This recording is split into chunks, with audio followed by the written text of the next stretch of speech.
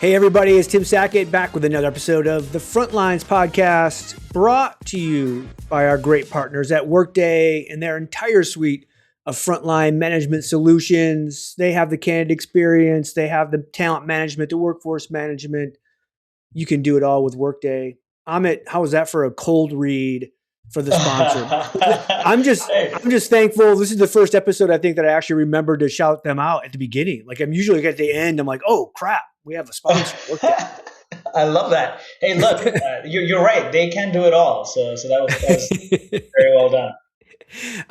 Introduce yourself to the pod family here, the millions of listeners across the world. Yeah, no, absolutely, man. I appreciate you as always, Tim. Thanks for having me today. For the folks who I haven't met, Amit Parmar, CEO of Clickify. We're a storytelling platform. Spent about 20 plus years in the trenches, leading talent functions from the likes of IBM to Deloitte to Thermo Fisher Scientific out of Boston. We were talking about Boston earlier. Mm-hmm. I'm from Philly, so I've got this love-hate relationship with Boston, but happy to be here. Well, you're a New York City guy now, right? Yes. I'm like between Philly and New York. It's like any given day of the week, but it's close enough. So. Yeah. And then you, like you said, you're actual practitioner, master's in HR. Like you're like the real deal. Like you actually were doing the same. You're out there, making the donuts every day. Oh yeah, I still am. I feel. No, really though. I was fortunate to know like, hey, this world of HR and just people was the world I wanted to be in. So I went on to shout out to Rutgers University School of Management. That's where I got my master's in HR. Like in 2002, there were only like 10 of us in the class. It's funny because Rutgers is actually it's like one of the bigger universities that no one really knows, like anyone that's ever went there. Yeah, I know you. It's like it is like I don't know. I don't even know what the count, like the student count. Because it's in Jersey, right? It's a New Jersey school. Yeah, it's in Brunswick, and amazing employers come there to recruit. Right, from Johnson & Johnson to IBM to Deloitte to, you name it. Some solid employers who come out there to recruit HR talent. Yeah. So talk to us about like how do you go from practitioner to starting your own like technology company in the HR space, or obviously employer branding technology is what Clickify is, but like how do you make that leap? Because that's like, we're kind of conservative in our nature in HR. It's like that's a big jump. Yeah, I was never conservative, Tim, as you know me already, right? So for me, it was more around a big problem in the industry that I saw, which was, a lot of tech, but not a lot of human connection. Right? Yeah. And the only way really to drive that human connection, being that we're all in human resources, at least the folks we talk to on a regular basis, it is about how do you drive the stories to really, really hit people in the right way. Yeah. And I think more and more with AI, because we saw this, right? Like being at IBM, Watson AI was everything, right? And so we had the foresight to, like 6 years ago, to really start building something that honestly, maybe it exists somewhere in the world, but we decided there was a gap here, and we built it. And given that my first job out of college was with IBM, I grew up in tech. I started out doing like massive PeopleSoft implementations. Remember people? Oh God. Yeah. Anyone that's been in HR for 20 years remembers PeopleSoft. Like you came in contact at some point. Yeah. And I know Workday's your sponsor. So of course Workday like basically just swooped in and like took over a large part of that market share. But anyway, long story short, I always had a tech bend and I basically had the itch to build something for the practitioners who are really meaningfully trying to connect with talent. Well, you're coming up on your 6-year anniversary with Clickify. Yeah, can you believe it, dude? Like 6 years. Oh I don't. God. I don't even remember. Do you remember the origin story of how we met? I don't. I don't either. Like it seems like I've known you, forever, but like it has to be within the last 6 years, Yeah, it's crazy. Yeah, 6 years. Here we are. Of course, the product has evolved based on a lot of customer, inputs, and yeah. We're just grateful. We're grateful to be in a position that we are. So. here's what I'll say, and it's not a commercial for Clickify. Like I love the technology and I love what you and Moet have put together. But I think it's a testament to what you've built. One, you were a lover of the industry and what needed to be done. You knew firsthand what had to be what had to be built. But you guys went out and built stuff without. I mean, it's all. It's not VC backed. So you didn't go out and like someone gave you just millions of dollars to just go build something that nobody wanted to buy. You actually, guys, put your blood, sweat, and tears in it, built it, and then sold it. And you're selling it at enterprise to big companies. And you're doing really well without that, which I think, and it's weird because, again, 6 years ago, VCs were throwing money at people for stupid ideas. Like I literally this is a true story. I had a guy working at a car dealership in Toronto, like a Toyota dealership in Toronto, on his lunch break, call me, pitching me for an idea and thinking he was going to get $3 million for it. And I'm like, so talk to me about why should you get, like, the dude was selling used cars. And I'm not saying that you can't be a used car salesman and have a great idea for HR technology. I'm just saying his idea was not great for HR technology. But all he had was an idea. He didn't actually build like an MVP and all this. You guys actually went out and built all this stuff that people are using in global enterprise companies right now without having to take a bunch of money. And I got to tell you, man, like it's super impressive that you've been able to do that because it speaks to how good what you built is. So again, thank you. I really appreciate that, Tim. And I appreciate the support from the community, right? Of course, the partnership that we have. The community has just been just superb in terms of just, getting the word out there. That's not to say we've had VC offers, but we have actually decided to continue down this path for a number of reasons, right? Like we love kind of being masters of our own destiny. And also, there's something to be said about we only answer to customers. Yeah. Oh, 100%. Yeah. I was on with the founder today and like, they're same thing. Like they're out of the gate doing really well without any money. And now PE's coming in and I'm like, oh God, no, like run. Like you do not want that. Like that money that's like blood money. Like you're going to have to answer for that money. Yeah. And I've had amazing mentors along the way and coaches as well. And this is for other founders, right, who may be in a position that I'm in or I was in 5 years ago. One of the mentors when we first launched was like, just remember one thing if you don't remember anything that I say. And he said to me, he's like, equity is the most expensive thing you're going to give up ever. Okay. Yeah.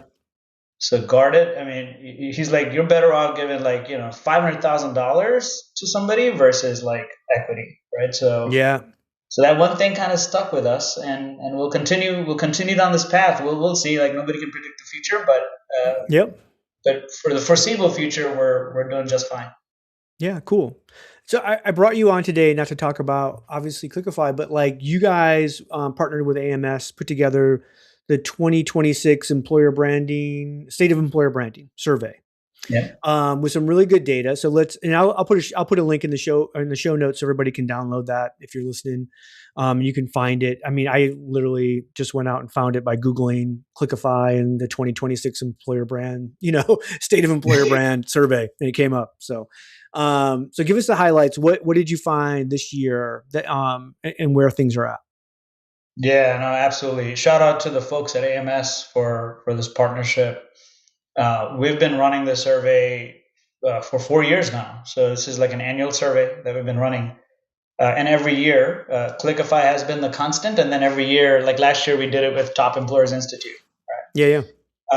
And so we like to get different perspectives every year into the report, but Clickify is the constant because we basically were the creators of this report. The intent of this report is really to identify the mechanics of how employer branding is done inside enterprises. Right? So we saw a ton of reports out there in terms of candidates, like how they perceive companies, amazing reports out there for that. But the intent of this was purely like functional excellence, if you will. Yeah. Yeah. And what we found 4 years ago was there was no real report or thought leadership really helping employer branding practitioners, right? Or even talent leaders, right? Who are building this function from scratch maybe, or have had it for some time. Like, how do they actually manage the function? How do they organize it? What should budgets look like? What should the tech stack look like for employer branding? And by the way, these are all questions I had as a talent leader, and there was no report, right? Yeah. So Oh, yeah. that was a genesis for why this report was created, and will continue to be our annual marquee report that we generate. And over the last 4 years, we've seen some interesting insights, right? Not just for 2026, but now that we have 4 years worth of data with all the macro trends that are happening, not just with AI, but budgets, how the tech is shifting from programmatic to organic. Like there's all these little details that we've been able to capture. And this year is no different in terms of what the insights that we gathered. So just to give you, who provided the input, because it's all about like the quality of input before we produce any output. Yeah. AMS and Clickify partnered in January, actually in December of 2025, so right around Christmas time. We put our heads together and identified, folks, talent leaders, employer branding leaders in the world's most massive companies around the world, right? And of course, you have the SMBs included in there too, but really wanted to identify those folks. So we reached out to about 80 or so companies. So these are heads of talent, heads of employer branding in different regions, right? Because we tend to get North America centric, but of course, as we know, stories are global in nature. Yep. So we went out and we got input from folks who had worldwide remit to employer branding, or they might have a regional remit to like EMEA or UK or Latin America or Asia Pacific. So we basically had a nice spread of input. And we asked some very, simple questions, right? Like, hey, how's your team structured? What's your how's your budget shaping up for 2026? Because remember, we started collecting this in like January, right? Yeah.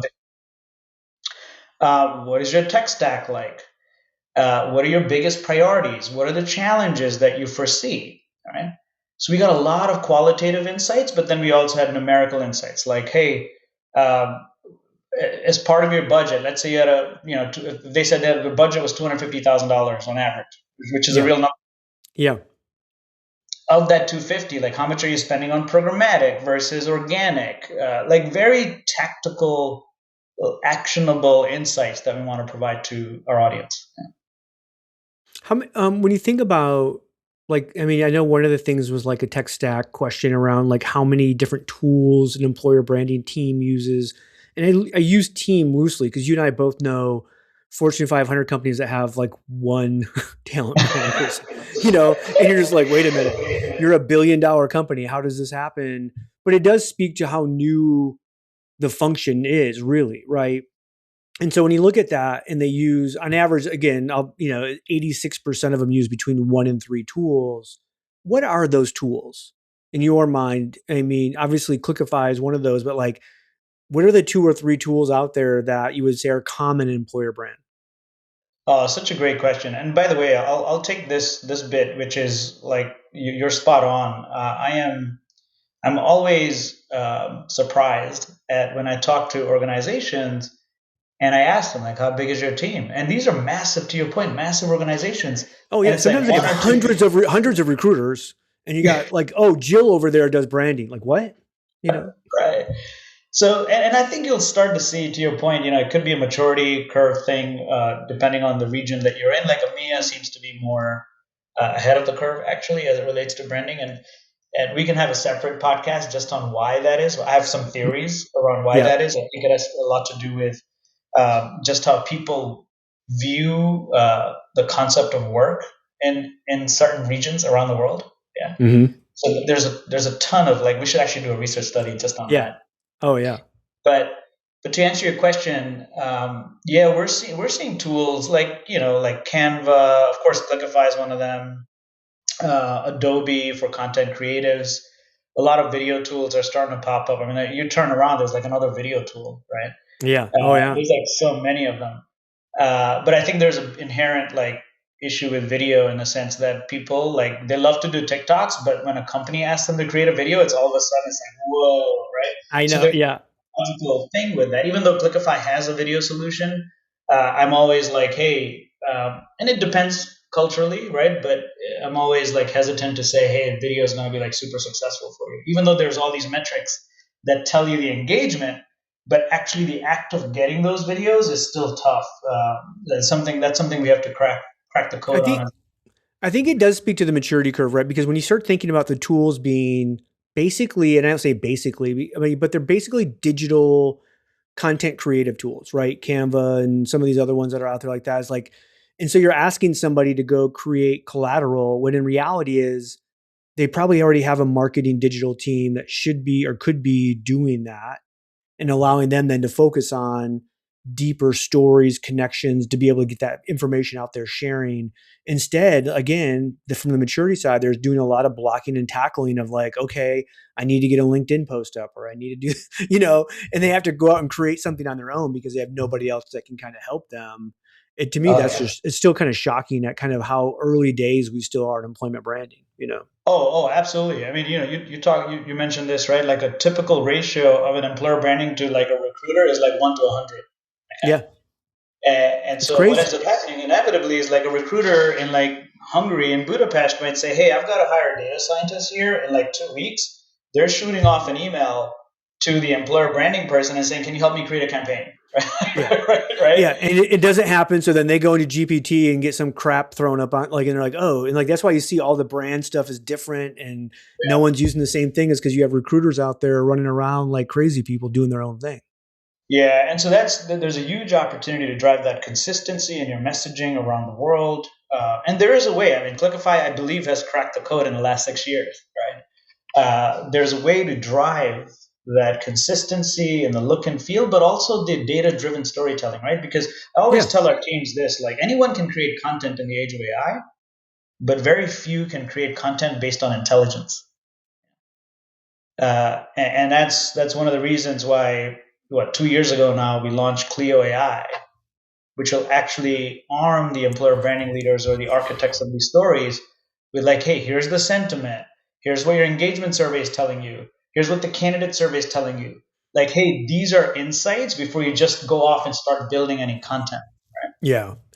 Do you Um, believe that talent brand, employment brand, like we kind of like mess around with it, like what we call it already, right? Should that live within marketing or should it stay in talent acquisition? Because I believe that there's a world where I would say if I have a really great CMO marketing team and I want to have some consistency across consumer brand and talent brand, that I should just live there, at least matrixed, right? And be a part of that team and live within that team potentially, just to leverage some of that expertise as well. But do you see that happening, or is it just everyone's still living in TA? yeah, I mean, the current state is, I would say, of the 10 EB people or employer branding people I speak with, like at least 8 of them report into TA. Okay. Yeah. Like that's about 80%, right? Every now and then, I'll be pleasantly surprised. One of those 10 reports into this function called the employee experience, yeah? Oh yeah. Yeah. Yeah. Which then there's a broader question, Tim, on what is the future of TA, right? And I see, at least in the larger organizations, I see TA and talent management, like talent acquisition and talent management, rolled into one role. Yeah, our friends, I talk about my friends at Marriott all the time. Jessica Lee, leading global TA and talent management together, gives her so much flexibility for that employee experience, right? That's right, and that was actually my role before Clickify. So Yeah, I come from talent management and I inherited talent acquisition and I loved it. Right. So, yeah, but really, I think that's where the biggest value add is for this role, for the employer branding role. There is, to your point, there is this. It's very important to be aligned to the marketing organization as it relates to the broader story that they're trying to portray to their customers. But I think it's more of a matrix as opposed to it's a dotted line as opposed to a solid line into that function. So when you think about yourself as a practitioner growing up in this industry and then obviously building over the last 6 years, and obviously we're talking about frontline hiring, what have you seen change over that period of time? in terms of employment branding in regards specifically to like frontline hiring? Oh, wow. So look, Clickify was born as like social first. Yeah. Of course, we've added many other channels since then. Like we've got Microsoft with Slack and so on, Yeah. as well as integrations. But our native integrations have always been social first, right? And of course, we looked at a ton of data even back 6 years ago, right? Like you have, and we have a slide on this somewhere that we share with our clients.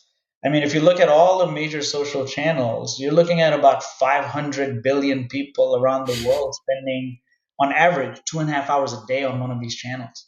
Yeah, on average. So there's this massive shift away from TV screens, even laptop screens, to just like these social channels, be it Instagram, TikTok, or WeChat in China. Like there's just so much opportunity to get in front of those people, and they're Yeah. all, by the way, they're all like, there's this, people think TikTok is for like, my 15-year-old. No, no, no. No. You've got There, people, right? You've got physicians on. you could like to crochet socks for 83-year-old African American men. Like there's a channel on TikTok for you. Like it doesn't matter what segment you're into, Right, you're gonna find it. yeah. So going back to frontline, like I can guarantee you the frontline talent is probably spending more than 2.5 hours a day on one of these channels, right? So getting your content in the right way, because there is science behind the content, yeah. To get it in front of the right people at the right Mhm. time, uh, is the biggest opportunity ahead of us as it relates Yeah. to engaging with the frontline talent. And what's interesting, because now we have approximately 38,000 stories now on Clickify over the last 6 years. Yep. And stories come in different formats, right? It could be photos, it could be videos, so we support multiple formats. When you look at the trends, sometimes it has nothing to do with the job. Yeah. Sometimes it's like, hey, you know what? I want to know like what my team is going to be. Even if I'm frontline talent, like I'm going to be working with like the jerk factors out there, Yeah. right? So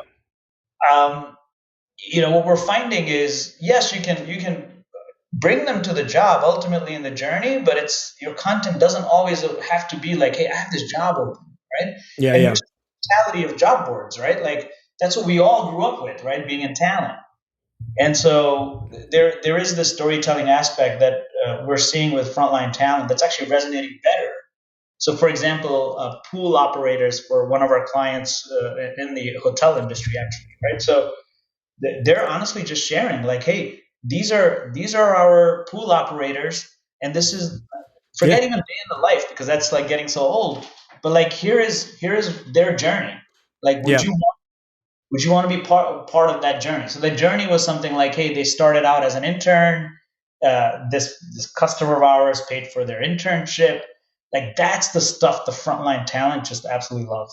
Or sometimes it's just even like, look, I know this job's doing this job. Someone's got to make the fries, blah, blah, blah. Right. It's not sexy or exciting, but like it's the interaction you have with your coworkers where you show up and you actually have a fun day because, oh, I'm going to work with Amit and we have and we have a friendship and I get to work with my friend. And even though you're dealing with customers and you're dealing with hard jobs or dirty jobs or whatever, it doesn't mean you're going to hate the job or the work because you have this interaction that's happening. Right. And so I think when people see that, they're like, oh, yeah, I would like to work. And I'm not trying to make up like, oh, this is a fun work environment. Like, Right, and these like right, stupid right. things we've said for years. Absolutely.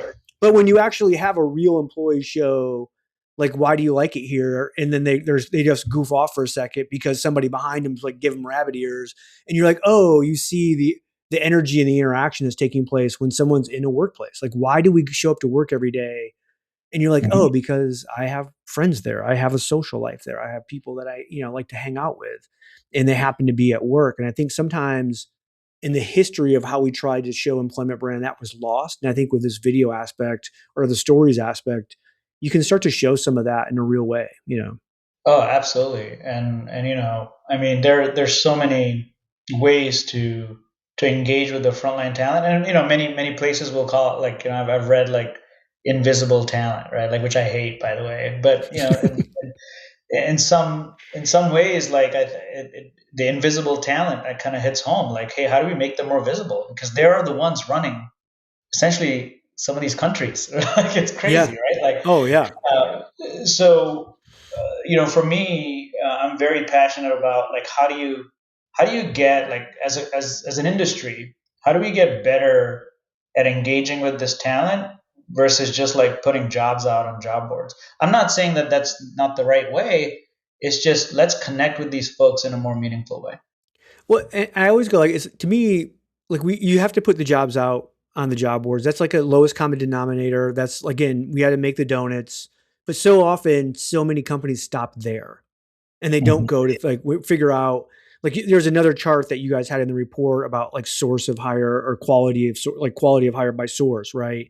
And you take things like social media, which is the biggest at 40%, and then you have employee referrals at 25. So 65% of the hiring at a quality aspect come from a socialization, really. And then you Yeah, have the display ads and agencies and job boards that take up the rest of it. But we spend so much time on the display ads, the job boards, in the recruiting agencies when the 65%, the majority of the hiring, is really going to come from these other aspects that we tend to kind of go, oh, hey, I got a referral. Oh, hey, we hired someone off of Instagram. Like they're almost shocked by it versus going, hey, how about you spend some real time and resources and energy there? totally, totally. And then, by the way, I totally know the word quality is so subjective, right? So we didn't even go in the report like asking how you define quality because we would have Oh, gotten like 50 different answers. it's But completely, quality yeah, that's is, a whole nother thing. Yeah. yeah. But the question really was from what you know of however you measure quality today, right? Where do you believe your highest quality source of hire is coming from? Right. Yeah. That was the question, right? So social media, even last year, because we have the year over year. Last year, social media was up there. This year is actually a little higher. So we are starting to see the shift to social. Referrals are like they're like the gold standard, right? Like they've always been, right? So that's and there's an overlap with social and referrals as well because when you drive advocacy, in many ways you're actually driving referral campaigns if you think about Yeah. it. Yeah. Short way of doing I always think it's funny because there's a segment of the talent acquisition population that loves to dump on referrals. Oh, referrals are crap, blah, blah, blah. And I was always fascinated by that. And then I started digging in and I was like, oh, that's because they don't have anything to do with referrals. Referrals are just coming and they end up being good hires and it has nothing to do with you being a good recruiter. But if you go it. out, but if you go out and Yeah. source and you go out and find like, hey, like I'm muscling the recruiting function, then I have value. But if Johnny just shows up at the door because he was referred by Tim, I had nothing to do with that. And like I can't take credit for that. And like there's this weird kind of dynamic between referral Yeah. hires and recruiting that sometimes don't align. And so I'm always kind of fascinated because we would sit there and go, yeah, if you run the numbers at a macro level, referral hires are the gold standard by far. And yet you will find like recruiters and TA leaders that will be like, oh no, referrals suck, blah, blah, blah. And you're like, tell me more. What's Yeah. going on there? Yeah, and I think to your point, right? Like I think it has to do with how like what aspects of the recruiting role is is weighted more than the other, right? So for me personally and professionally, right? Like I view the role of the recruiter as being more strategic in the sense that it's not about the sourcing. It's important, but Yeah. for me, what's even more important is did that recruiter take that referral candidate and actually assess that person the right way for succession planning or whatever that, depending on the level, of course, right? Yeah. But really drive like that quality aspect, even if it came from a referral source. Yeah. So I think it also has to do with how people or leaders, TA leaders or talent leaders, weight like what is higher weightage? Is it sourcing or is it more like, hey, what are you going to do with this talent to drive fit? Right. So Yeah. So I'm going to get you out here on a couple of questions, but first, before that, for those who are watching on YouTube, you've seen I think 3 members of Amit's family now, in the background. Is that right? I think, well, and maybe just two. It might be your son twice going back and forth. I thought at first it was your wife, but it was real quick. I know for sure it was your son coming down the steps, and then the dog was just like poking his head in, like looking. And I'm like, this is amazing. I get the whole family.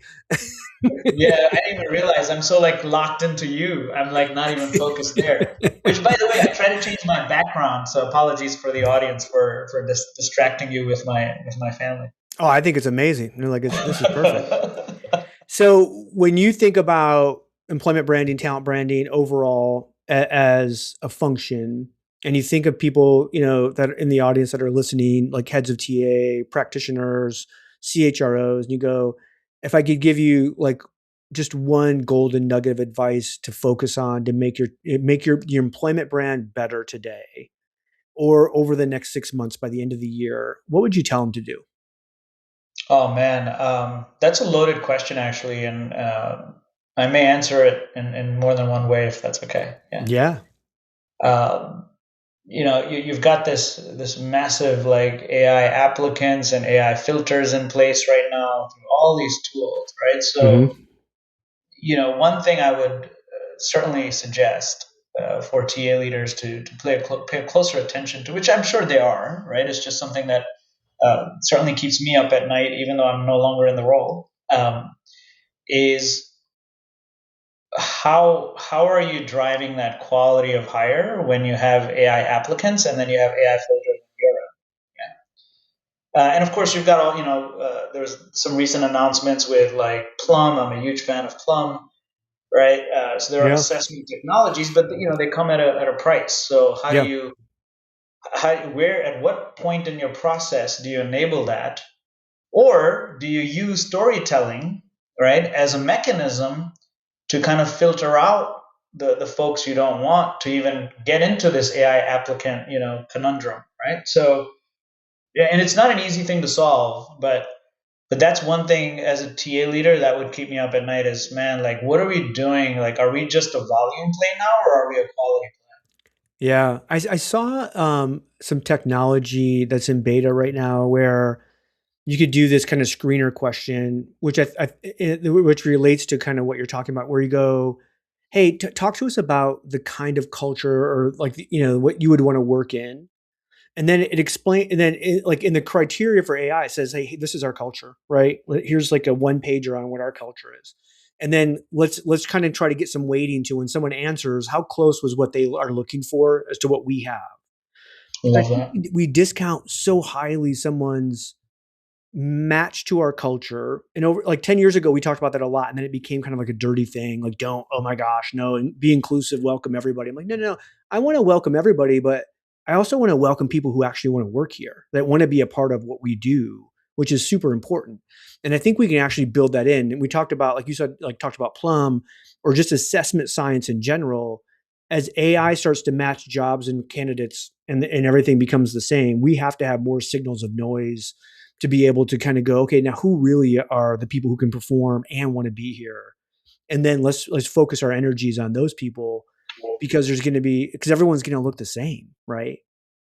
Yeah, I think and you're already seeing this, right? Like you post a job on LinkedIn, you get like 200 applicants, and I'm like, are they really 200? Within the first hour, right? That's the crazy part. Yeah, it's crazy, and I can see like there's some macro trends happening with the labor market, but it's just I find it hard to believe that there's actually somebody's even thought about anything before applying for that job, right? Like, and that's scary because for years, right? Like we're trying to drive like one of the core functions in a company is the talent you're bringing inside the door. Yeah.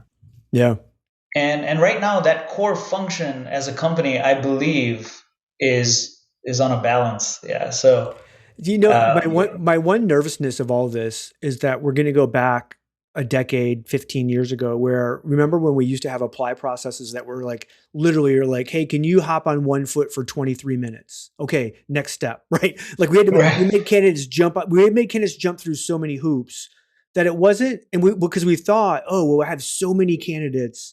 How do we get that candidate number down to a management level? We're like, okay, let's make the most painful process ever. And then we'll have just a few candidates that make it to the end. And those candidates really want to work here. And you're like, well, or maybe they're desperate to work You're here. right. And it's the Yeah. only, and so you're losing your great. So then we've went right ditch, left ditch. Now we're on the other side where it's like, oh, just wave your hand in front of your face and you apply, right? Like, it's like anybody can apply. And now we have, 1,000 people applying in 20 minutes. I still think we should allow everybody to show interest, but then we have to build in, again, I would say like, it's not going to be frictionless, but I wouldn't say like, hey, don't build stuff just to build stuff to like get rid of people. Like build in real signals where you're going to go, hey, does a person can they actually do, what they say they can do? Do they actually want to be here? Like, but still make it easy for people to show interest. Like I'm so fearful that we're going to get back to these people building in like all these, hoops and shit for people to jump through that like, you're just like, come on, man. Like nobody that's decent, quality of talent is ever going to survive that. Yeah, and look, we can have such a deep dive session because it's of course talent segment, focused. Like it depends on, if I'm hiring I don't know, call center rep jobs are even available now with AI, but I'm just making this up, right? But let's say your call center jobs, right? But for call centers, like, there are very specific things that we would be asking for, right? That they're like either knockout questions in Workday. So I was a Workday customer for many years. Didn't mind it at all, actually. So it's all how you configure it. But for sure. But really, how are you mapping that journey for every talent segment, right? So if I was hiring data scientists, it's a very different process, right? Yeah. And that, by the way, and you'll see that in the report, we are in a very encouraging way. We are seeing talent and branding leaders starting to think about that journey. Mm-hmm. Each talent segment, and it's not there yet because you have one EB person for like thousands of employees, right? That's the ratio is all screwed up. But really, it's encouraging to see that folks are starting to think about the talent segments and actually parsing out like what does that journey look like for a data scientist versus a call center rep, right? Yeah. And that's encouraging to see. What I get nervous about is CEOs, right, and these large companies, they'll say, hey, you've got AI, like you just invested $2 million in XYZ tool. Therefore, you should be able to do more with less. Yeah. Yep. Oh yeah, no doubt. Right, and that's another watch out. Yeah. Yeah. All right. I usually open with this question. Madeline's gonna like yell at me because I forgot. But I did get the sponsor down, so I'm like a +1 -1. We usually open when we say, "Hey, frontline job. What was your first frontline job that you ever had to do?" Yes, and I then, remember this. I was actually in the back of a kitchen at a local Indian restaurant. I'm of Indian heritage in Edison, New Jersey. So I was born, cooking, cleaning. What did you have to do? Everything. I was basically doing everything. This was before I started driving. So there would be this white van that would basically come and pick up all these kids. right? Like really, right? Child labor. Basically, right? And then, they would basically pay us 30. I still remember this. They'd pay us $30 from like 7 p.m. to like 1 a.m. Right? Yeah. I would do that on weekends because, of course, I had to go to school, right? Yeah. So that was my first job. So sometimes I'd be in the kitchen, like just cutting like the vegetables. Yeah. Or sometimes, like if I'm needed to serve tables, I did that too. I love. To me, these are I love to hear everyone because people that are in like the HR talent space tend to like. There's so many of us, like our first job was in a restaurant or in a service capacity of some sort. And then, it's like, it just makes it's great. So, all right, tell everybody how they can find you. What's the easiest way to connect with you? Oh man. LinkedIn, of course, I'm forever active on LinkedIn, but you can reach me at Amit at Clickify as well. Awesome. Thank you so much for coming on. Everybody, that's another episode of Frontline. Shout out to Workday and the Frontline hiring solutions that they have. Super excited to have them on board. Again, go find Amit on LinkedIn, and we'll see you guys next time. Thanks.